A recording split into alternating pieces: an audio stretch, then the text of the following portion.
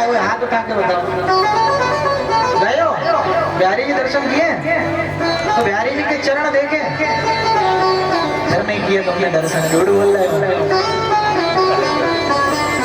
बिहारी जी के चरणों का दर्शन नहीं होता भैया, बिहारी जी के चरणों का दर्शन साल में कई बार होता है। अक्षय तृतीया के दिन, आखा तीज के दिन, उस दिन जाओ तो ही बिहारी जी अपने चरणों का दर्शन प्रदान करते हैं, अन्यथा कहीं भोग से ढक रहे हैं, कहीं फूलों से ढक रहे हैं, दर्शन नहीं देते चरणों के। क्यों?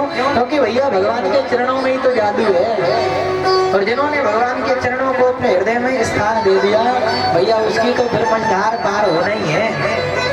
भगवान के चरणों में जादू है। गंगा कहाँ से निकली? भगवान के चरणों से निकली।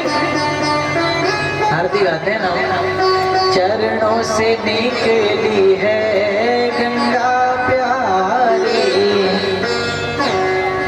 भगवान के द्वारा दो गंगाएं निकली हैं।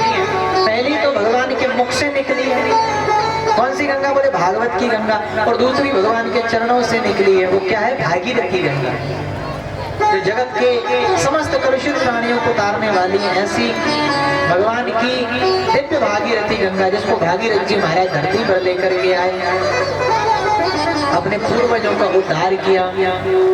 देखा जाए तो दोनों गंगाओं में से सबसे बढ़िया गंगा कौन सी है? कभी विचार किया है? नहीं किया होगा, हम बता रहे हैं। एक गंगा है भागीरथी गंगा, जो प्रयाग में आपको मिलती है। त्रिवेणी संगम करने के लिए जाते हो आप, दर्शन करने के लिए, स्नान करने के लिए, तो भैया उस गंगा में स्नान करने के लिए तो वहां तक जाना पड़ता है। लेकिन ये गंगा कितनी बढ़िया है, यहाँ तक आपके गांव तक आ गई। और भैया बाहर की गंगा केवल बाहर के शरीर को पवित्र करेगी, लेकिन ये अंदर बाहर दोनों को पवित्र कर देगी। आदमी अगर बदलना चाहे तो भागवत से अच्छा कोई मार्गदर्शन नहीं है। अगर आदमी बदलना चाहे तो सर्व ग्रंथों में सर्वप्रथम सर्वश्रेष्ठ ग्रंथ को इसलिए कहना पड़ता है, महाराज की ग्रंथ से ऊपर कोई शब्द नहीं मिलता। लेकिन श्रीमद् भागवती वार्ता प्रत्यक्षो कृष्ण एवं। जब भगवान उद्धव को ज्ञान उपदेश दे रहे थे, उद्धव जी ने पूछा, बोले आपके जाने के बाद आपके भक्त कैसे रहेंगे? तो भगवान के शरीर से ज्योति निकली, 7 बार आकाश में भ्रमण करती हुई दिव्य भागवत रूपी ग्रंथ के रूप में प्रकट है।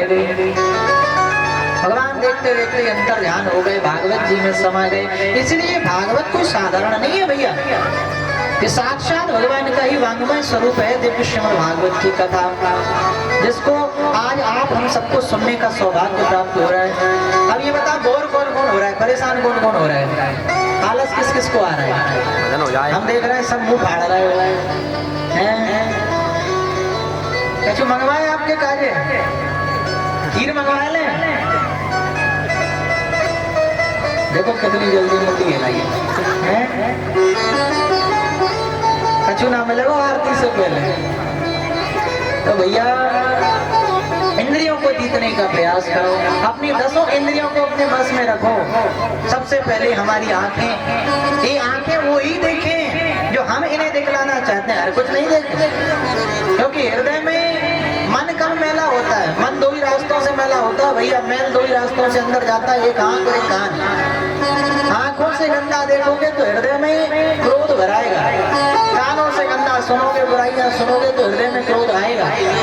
इसलिए आंखों से ना तो कभी गंदा देखो और ना कानों से कभी गलत सुनो। बोले महाराज के सामने हमारे लड़ाई हो रही तो क्या देखे नहीं? बोले भैया घर में घुस जाओ, गेट बंद कर लो, मत सुनो। जितना हो सके भैया आंखों को और कानों के द्वार को हमें शुद्ध बना करके रखना चाहिए। यदि इन 2 द्वारों को हमने सुव्यवस्थित ढंग से संजो लिया तो फिर जीवन बहुत आनंदित हो जाएगा, आनंद आ जाएगा भैया। नहीं तो फिर जीवन में सब गड़बड़ी गड़बड़ है। आंखें जो मन में आए वही देख रही है, कान जो मन में आए वही सुन रहे हैं। कोई गालियां दे रहा है, सुन रहे हैं, बोले कि 2-4 हम भी सीख जाएंगे। ये गलत है भैया। जितना हो सके उतना इन द्वारों को अच्छा बनाओ। इंद्रियों को अच्छा बनाएंगे तो अपने आप पूरा शरीर अच्छा हो जाएगा। कानों से वही सुनो जो भगवान को अच्छा लगे, जीभ को वही खिलाओ जो भगवान को अच्छी लगे। मन की मत करो, मन चाह रहा है बोले कि भैया बीनागंज में शिवानी होटल में जाएंगे, मटर पनीर की सब्जी खाएंगे और कभी तो खाएंगे ही नहीं है। अगर जीव ये कह रही तो हिसाब से मत चलाओ, अपने हिसाब से चलाओ। बोले भैया बाजार जाओ, जा करके बढ़िया करेला लेकर के आओ, करेले की सब्जी बनाओ फिर खवाओ। मन के प्रतिकूल काम करना प्रारंभ कर दो भैया, मन स्वतः ही बस में हो जाएगा। नहीं तो मन में जो आ रहा है वही कर रहे हैं। कई लोग कहते हैं ना, बोले कि भैया हम तो मन की करते हैं, दूसरे की नहीं सुनते हैं। इसलिए कभी मन की मत करो भैया, अपना बुद्धि जो कहती है वो हमें करना चाहिए, क्योंकि बुद्धि की जो व्यक्ति सुनता है वो हमेशा आगे बढ़ता है। हम कोई भी कार्य करते हैं तो हमारा मन और हमारी बुद्धि दोनों हमारे सामने आकर के खड़ी हो जाती है। मान लो मैं 2 नंबर का कोई हमको धंधा करना है, कोई बुरा काम करना है, तो हमारी बुद्धि कहेगी बोले भैया गलत है, लेकिन मन क्या कहेगा, बोले भैया बहुत जल्दी अमीर बन जाओगे, कर लो। तो ऐसा काम मत करो भैया। सुबह उठना है आपको जल्दी, बोले कि भैया किसी काम पे जाना है हमको, सुबह जल्दी उठना है, तो उस समय मन और बुद्धि दोनों आगे आकर के खड़ी हो जाएंगी। आपकी बुद्धि कहेगी बोले भैया जल्दी उठ जाओ, काम पे जाना है, विलम्ब हो जाएगा। लेकिन मन क्या कहेगा, बोले 2-4 माता ही तो सुनाएगा, बुरा भला ही तो बोलेगा, देर से चल चलेंगे, बढ़िया नहाएंगे धोएंगे, गर्म पानी से नहा ले। कौन कहेगा, ये मन कहेगा। इसलिए आपको सुनना किसकी है, आपको बुद्धि की सुननी है, मन की नहीं सुननी है। हमेशा अपनी इंद्रियों को अपने बस में करके रखो, हाथों से ठाकुर जी की सेवा करो और पैरों से भगवान के मंदिर तक चल करके जाओ। ऐसे कई भक्त हैं भैया जिनकी भक्ति पर रीझ करके ठाकुर जी नंगे पैरों अपने भक्तों के घर तक जाते हैं।